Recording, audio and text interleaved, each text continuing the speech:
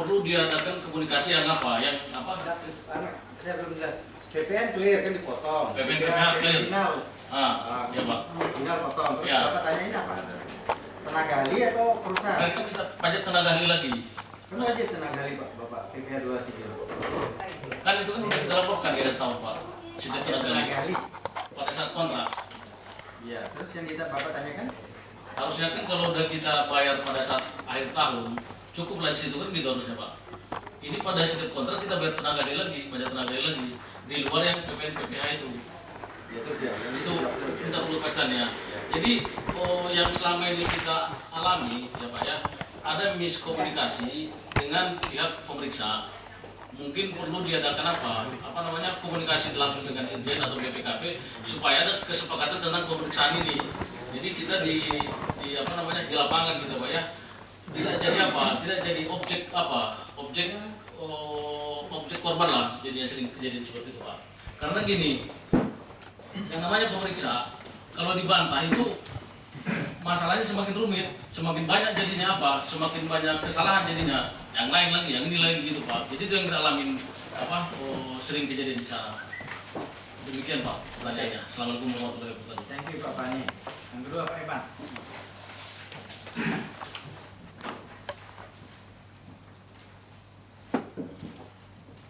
Assalamualaikum warahmatullahi wabarakatuh. Saya Evan Herman dari PT Catur Bina Gudang Persada. Pertama kali terima kasih nih ke Inkindo ya atas informasi yang kita terima barusan, itu sangat bermanfaat untuk kita semua mengenai kontrak lamsam, kemudian juga tadi billing rate ya. Memang banyak sekali dari kita juga yang tahu gitu ya. Dan di proyek sendiri juga itu memang yang terbanyak itu yang dilaksanakan adalah seperti tadi Pak Peter bilang ya, lebih ke mereka melihat ke kontrak-kontrak sebelumnya, padahal sudah ada billing rate yang baru. Nah ini kalau tadi Pak Peter ya selaku Ketua Inkindo itu mengharapkan kita semua nih sebagai konsultan untuk mensosialisasikan ke owner kita. Nah kalau menurut saya ini saya usul ke Inkindo ya, bagaimana jika Inkindo di sini yang memfasilitasi gitu adanya satu pertemuan Inkindo kita semua ini dengan pihak owner, karena jika hanya pasca satu-satu antara perusahaan masing-masing gitu mungkin kurang kurang begitu efektif gitu ya. Jadi supaya lebih efektif gimana sehingga kita juga bisa melaksanakan apa yang diharapkan oleh Inkindo. Nah ini tentunya kan karena aturan ini juga kan kedua belah pihak gitu. Efeknya akan lain jika disampaikan ke pihak owner itu jika yang menyampaikan adalah asosiasi.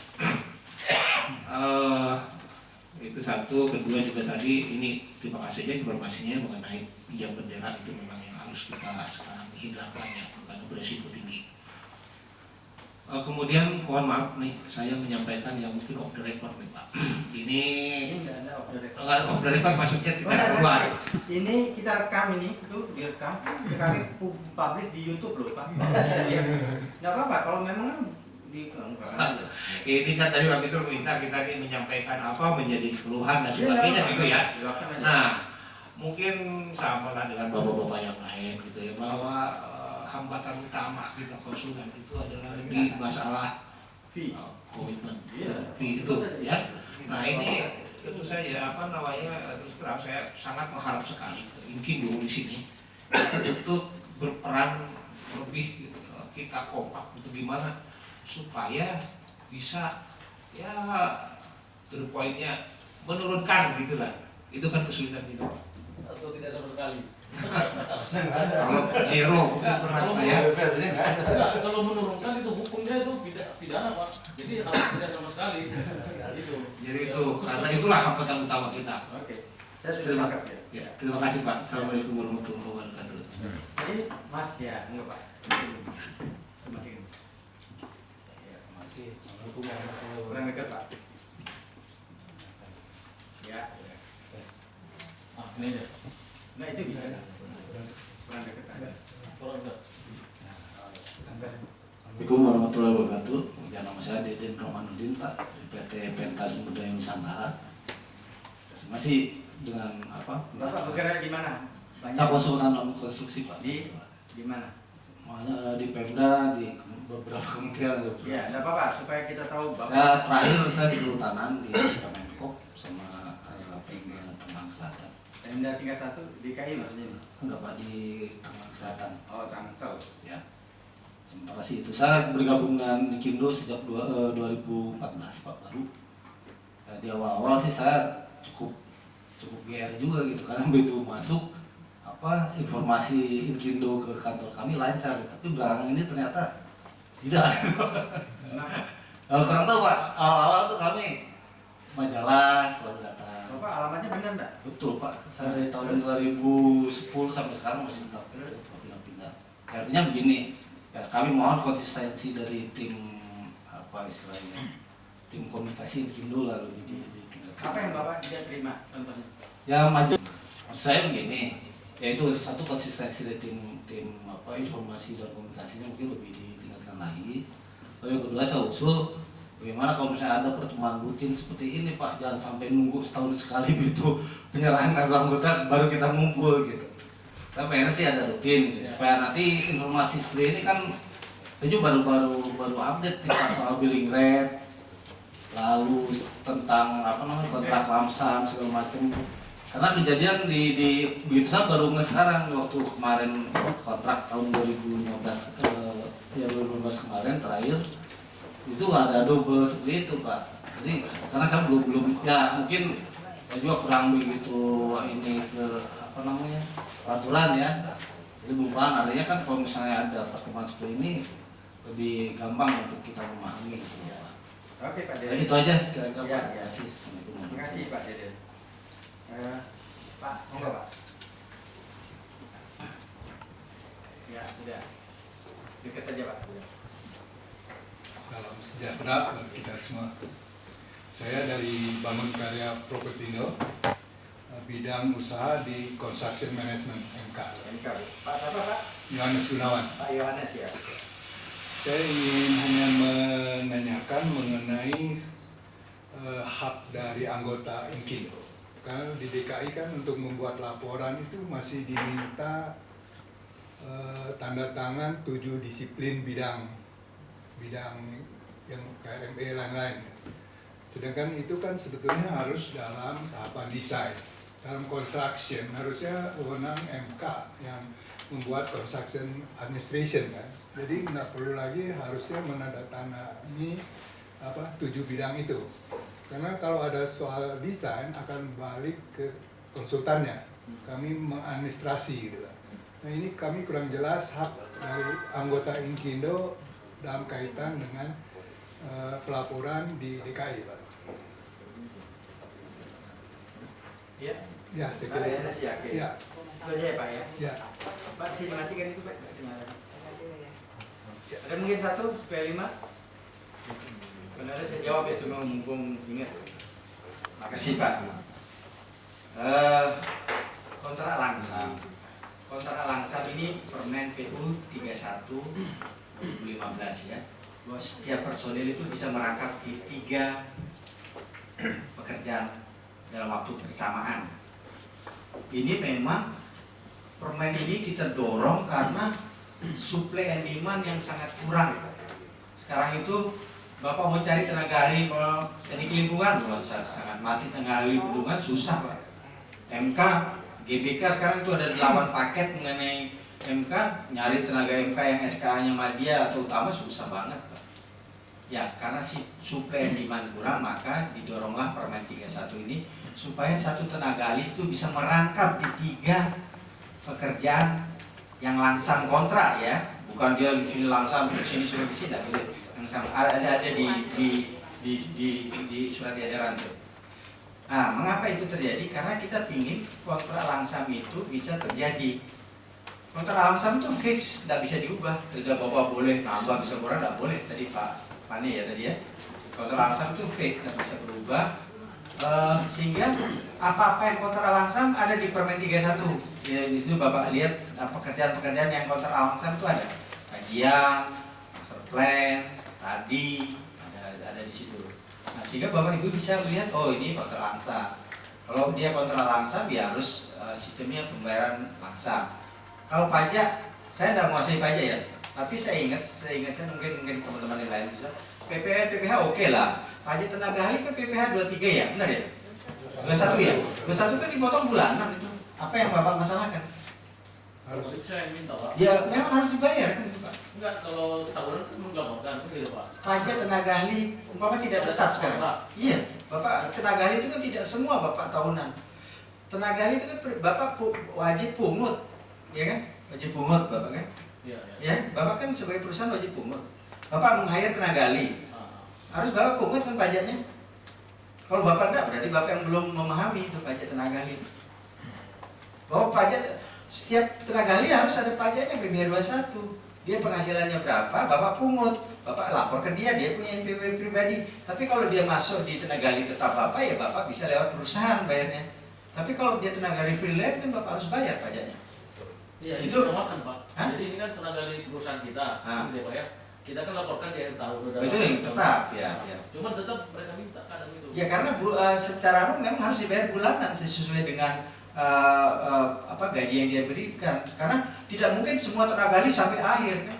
Ada yang Bapak kontrak 2 bulan, ya harus dibayar 2 bulan. PPh 21 untuk personil wajib Bapak bayar.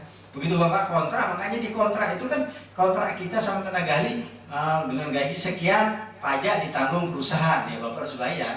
Kalau pajak ditanggung mereka, ya mereka yang harus bayar. Bapak minta buktinya waktu diperiksa, ini loh pajak PPh tenaga ahlinya Pak.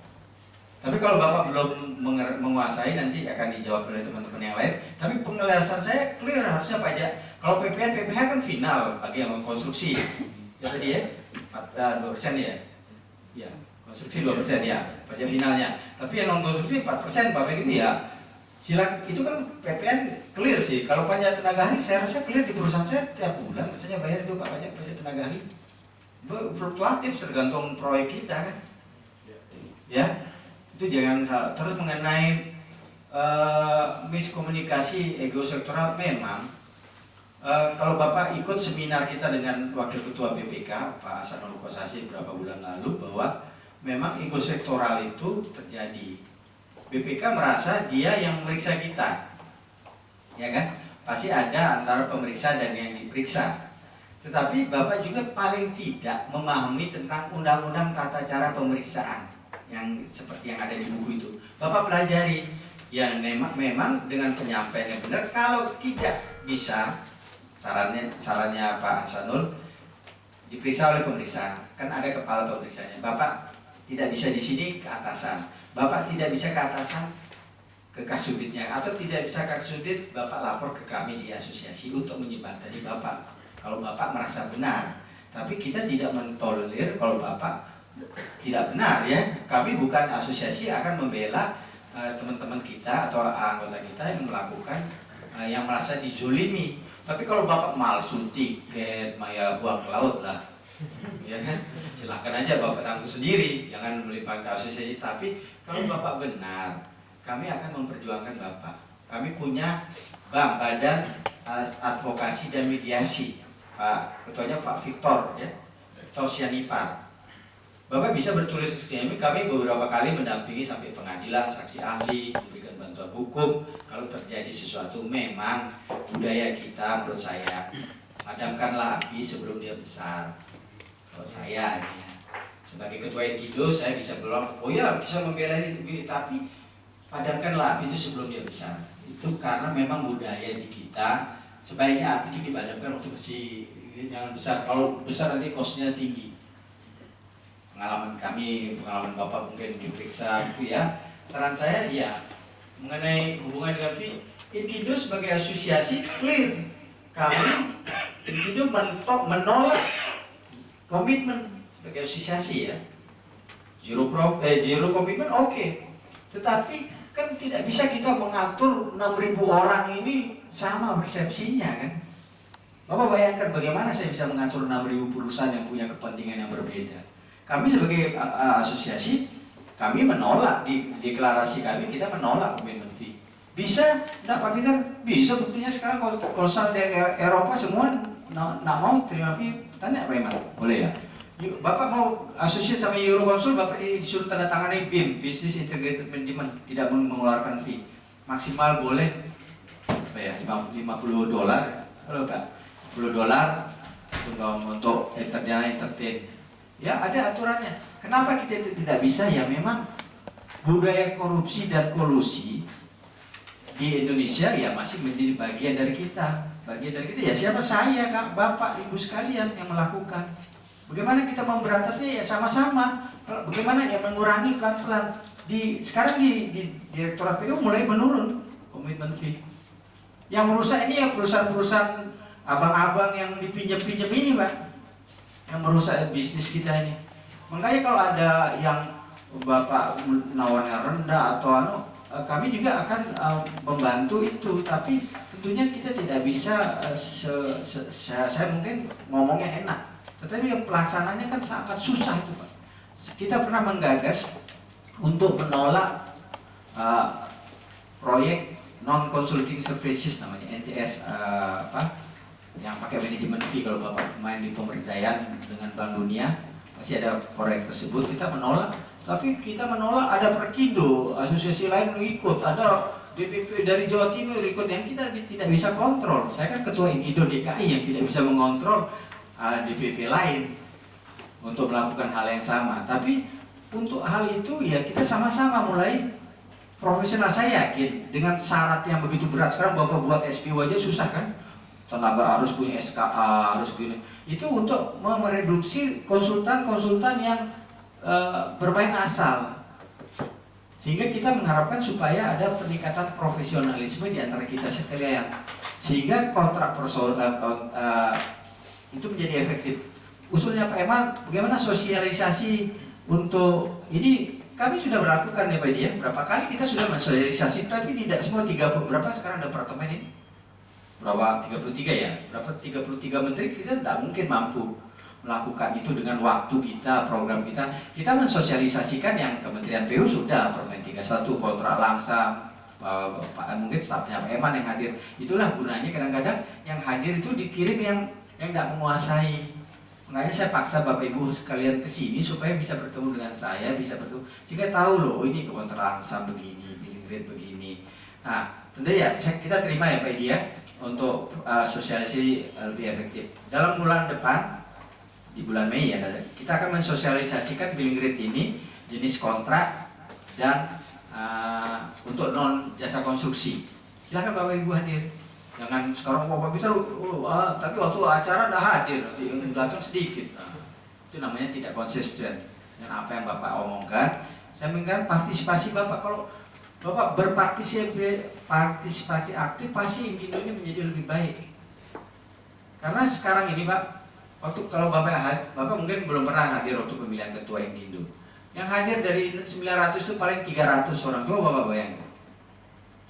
300 Bapak Ibu udah hadir semua, Bapak bawa. Padahal itulah acara resmi kita yang harus Bapak Ibu hadir sebagai direksi, sehingga Bapak tahu uang Indo berapa, dipakai untuk apa dilakukan sebagai ketua, sehingga ada masukan dari Bapak. Sehingga masalah komunikasi yang Mas Deden bilang itu menurut saya tidak terjadi. Justru kita sekarang dalam waktu dekat kita yang tidak ada alamatnya kita cek, kita mau coret, kita mau nggak usah sudah jadi anggota, tidak jelas-jelas ini. Saya mau lebih baik kita punya anggota sedikit tapi tertib daripada anggota banyak tapi ribet. Dalam waktu dekat yang alamatnya tidak jelas ini kita akan panggil, kalau enggak ya dia tidak aktif ya kita tutup aja, suruh dia mundurkan diri dari anggota itu. Karena kami mengharapkan juga Bapak aktif, ikut dimilih. Saya email saya tiap pagi ada berita Indo apa, saya tahu karena langsung terreport. Sehingga Bapak juga tahu, karena di situ kita posting pengumuman, regulasi baru, ada berita meninggal, mungkin ada kegiatan ini, ada kegiatan itu. Coba Bapak Ibu nanti, makanya saya minta email Bapak Ibu yang benar, sehingga kita add-kan di list kita, sehingga Bapak Ibu tahu update tentang organisasi ini. Pertemuan rutin ya kita lakukan ini. Kita tiap ada banyak pertemuan rutin sesuai dengan kegiatan Pak. Dalam waktu dekat untuk non JK itu kita mengundang mungkin 300 orang di mana rencana Bu Ena, di Jakarta atau di mana? Jakarta ya. Silakan Bapak Ibu mau ikut silakan aja. kita setuju dengan itu ya, kita tidak mengharap karena ini beda ini penyerahan KTA. Kalau dulu penyerahan KTA kan kurir Bapak Ibu yang hadir, tidak pernah Bapak Ibu datang. Sekarang saya paksa harus direkturnya atau direksinya untuk hadir supaya kita bisa berkomunikasi. Pak Yohanes sudah berat, saya tidak menguasai ini MK ini. Nah, tapi gini Pak Yohanes, sekarang ini desain and build MK dan proyek-proyek jenis sedang berkembang, sehingga Bapak Ibu harus memahami tentang aturan yang berkembang sekarang, terutama sekarang DB desain and build di mana-mana mulai terjadi. Bapak kalau baca di WPU kemarin ada di lelang 900 miliar desain and build untuk GBK, ada paket-paket lain. Nah itu Bapak Ibu sekalian harus juga memahami. Ya pertanyaannya saya pending Pak ya, saya enggak pemain di DKI, tapi saya pemain MK, tapi MK yang BPU enggak, saya enggak menguasai itu. Saya ngerti itu Bapak itu maksudnya dengan sertifikat personil apa yang tujuan itu ya. Kalau gedung kan ada kira-kira ya itu saya ngerti Pak. Cuma saya enggak memahami, nanti saya tanyakan, saya jawab tertulis ke Bapak ya. Masalah hak anggota individu itu ya memang ada yang peraturan ini, terus ada pergub ya, pergub tentang itu. Nah yang jadi pertentangan itu saya juga tidak memahami, tapi nanti teman-teman MK yang akan lebih. Kemarin kita juga berusaha ini Pak, kalau Bapak Ibu lihat Sudirman Tamrin atau Semanggi Kuningan, lihat pelangnya tuh, siapa yang ngerjakan? Pasti konsulan asing dan orang-orang yang punya sertifikat apa Pak? IPTB ya? Iya Pak. SIBP ya. Ya sekarang ITBB ya. konsultan. Yang personil bukan? Ya, Padahal Undang-Undang Jasa Konstruksi, Undang-Undang 18 ya berarti ya, itu mensyaratkan semua harus berbadan hukum kan, ya kan? Tapi Bapak lihat Ibu sepanjang Sudirman Tamrin itu pasti tidak semua anggota Inkindo. Harusnya kan bangsa Bapak Ibu sekalian. Tapi ada perda yang membolehkan itu, pergub yang memperbolehkan itu. Nah, kita juga sedang berusaha. Waktu kemarin saya diskusi dengan kepala satu atap gitu ya, dia dengan simpel ngomongnya gini, ini aja cukup, ngapain buat repot-repot lagi. Ya memang Pak, itu memang undang-undang ini belum terjadi di swasta Pak ya. Ini kan banyak yang terjadi di swasta ya. Kalau di uangnya pemerintah pasti dia ngikuti aja. Yang swasta itu kan dia seenaknya lelang kan. Padahal secara aturan dia harus mengikuti undang-undang yang ada. Mengikuti tata cara lelang, tata cara itu. Nah memang ini perjuangan kita untuk mensosialisasi undang-undang konstruksi. Mudah-mudahan di bulan Mei ini revisi undang-undang Jakon kita yang baru, Jasa Konstruksi akan terbit. Itu akan merombak tata cara pemilihan tentang konsultan. Waktunya lebih pendek, ada repeat order mungkin, ada lelang itu bagaimana, tidak ada gagal lelang itu akan dibuat lebih mudah dan lebih transparan. Banyak komplain Bapak Ibu pemain PU mungkin komplain, wah sekarang LPSC ribet, kita bingung. Bapak Ibu bingung, saya juga tahu bingung, nyari kerjanya susahnya setengah mati. Ya tapi ini memang perbaikan yang perjalanan menuju ke arah perbaikan. Bank Dunia sekarang masih belum menolak LPSC ini, sehingga proyek-proyek Bank Dunia sekarang masih terpending karena mereka tidak mau memakai LPSC yang ada karena dianggap tidak kesulitan bagi negara-negara luar untuk masuk karena mereka ingin sistemnya yang terbuka gitu. Nah ini yang sedang diusahakan sehingga banyak proyek-proyek Bank Dunia sekarang terpending karena masalah LPSC kita. Mungkin kalau ada yang kurang puas mohon maaf, mungkin saya belum bisa jawab. Mungkin Pak Yudi ada mau menambahkan?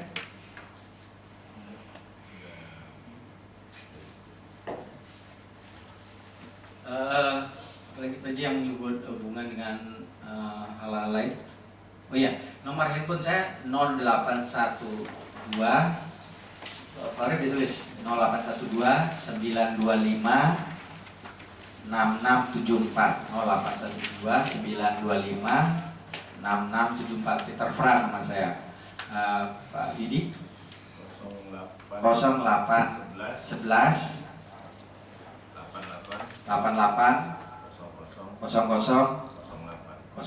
kosongnya 3 kali ya.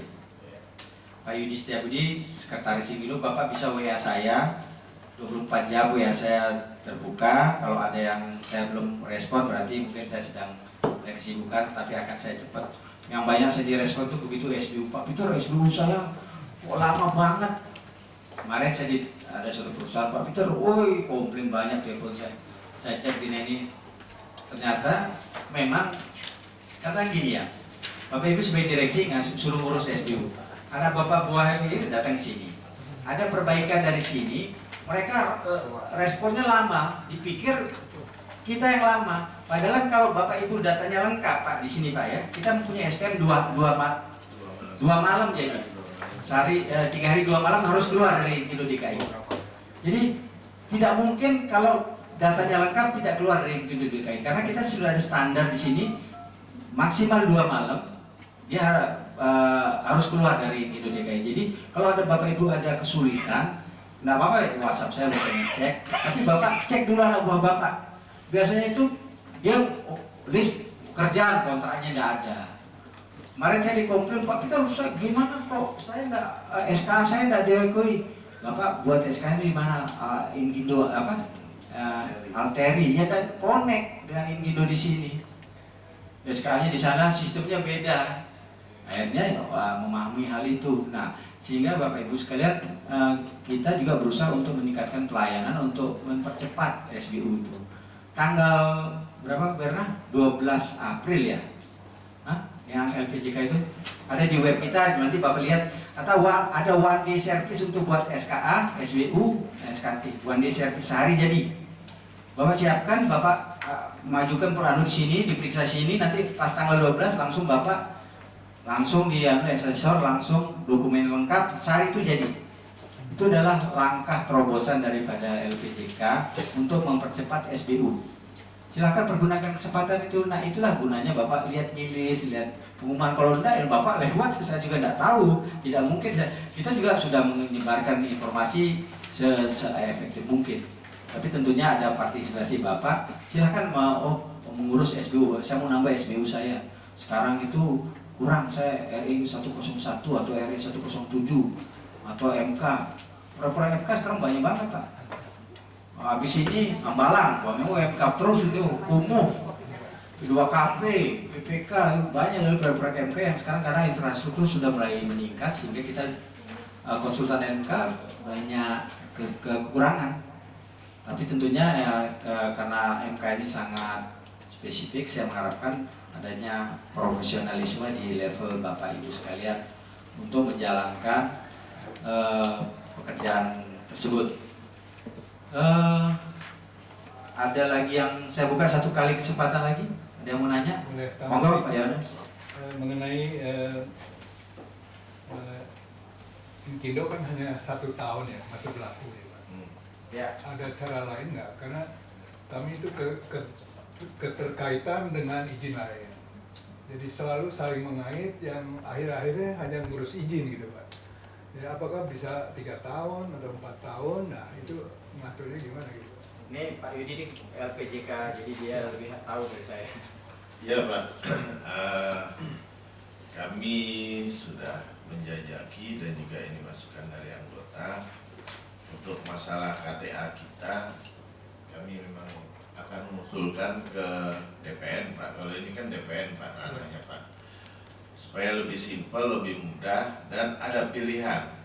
Jadi anggota itu kalau dia mau KTA-nya per 2 tahun bisa, atau per tahun mungkin, kalau bisa juga kalau dia mau ambil per 3 tahun juga nggak apa-apa. Dulu itu pertimbangannya kenapa per tahun, karena bagi sebagian besar, tanda kutip sebagian besar anggota itu memang kalau per 2 tahun apalagi per 3 tahun itu akan memberatkan, karena struktur anggota kita itu kan seperti piramid terbalik Pak. Yang banyak itu yang kecil, menengah agak mengecil, dan di besarnya kecil gitu.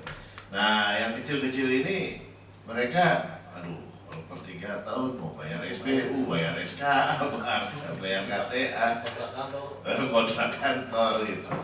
Nah, tapi kami memang sedang usulkan ke DPN ada opsi Pak, jadi si anggota itu bisa memilih mau per 2 tahun atau per 3 tahun atau 4 tahun. Termasuk juga tanda tangan, kami juga akan mengusulkan signing, digital signing saja, jadi tidak harus menunggu proses tanda tangan. Kalau sudah menunggu orang itu di mana-mana Pak, pasti butuh waktu. Karena pengurus baik di Indo maupun di LPJK itu kan volunteer Pak. Kalau dia sedang keluar kota, tanda tangan kontrak kan nanti dia nggak ada di tempat Pak. Kalau dia sedang marketing gitu. Jadi kalau memang dia digaji bisa dituntut, harus datang tiap hari gitu kan. Gitu. Nah di LPJK juga sama, ada proses penilaian, pemutusan. Nah artinya ada butuh waktu. Tapi kalau program yang one day service besok, jadi setelah dokumen lulus dari Indo itu bisa 1 hari jadi, selambat-lambatnya kalau masuknya siang habis lohor itu 1 malam, karena hari itu memang dikhususkan. Jadi hari itu LPJK itu semua asesor dan pemutus itu ada di tempat gitu. Jadi memang kadang-kadang ya kalau saya dari kacamata LPJK itu kadang-kadang bisa jadi proyek rugi Pak. Kalau aplikannya sedikit, kita kan harus bayar Pak semua uang kehadirannya itu gitu. Tapi kalau aplikannya banyak, untuk memang ada penerimaan jadinya gitu. Nah kalau yang lain itu kan biasanya diberikan itu kan dipanggil mereka kalau ada dokumen mereka baru datang. Nah jadi yang one day service itu memang kita standby-kan semua Pak. Itu asesor bisa lebih 30 orang Pak. Nah, panggil, terus petugas LPJK nasional juga kita panggil, sehingga sistem informasinya pun juga langsung klik dan langsung verifikasi langsung jalan. Jadi itu kami akan pertimbangkan Pak, kemudahan untuk hal-hal yang sifatnya administratif ya Pak ya. Itu kan harusnya jangan menghambat, apalagi sudah zaman IT seperti ini. Itu saja, terima kasih.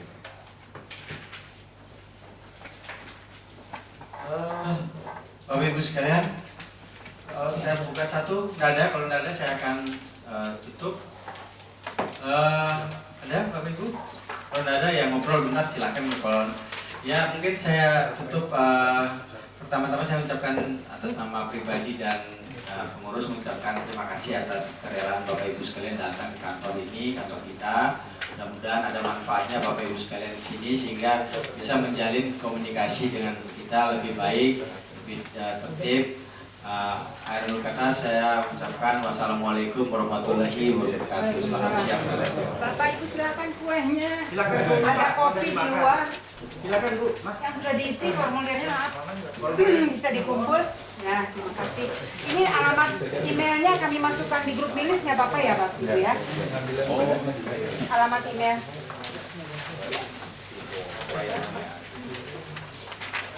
Terima kasih. Sudah. Silakan rotinya di bawah nggak apa-apa. Kalau mau kopi ada di luar.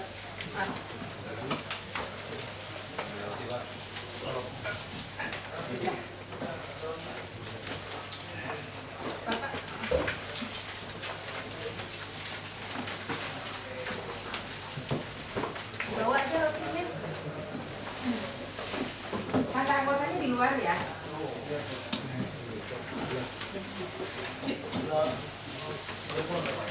Ya, kata anggotanya di luar Pak. Boleh Pak, ambil anggotanya di luar Pak. Silakan Pak. Ada yang belum. Ya.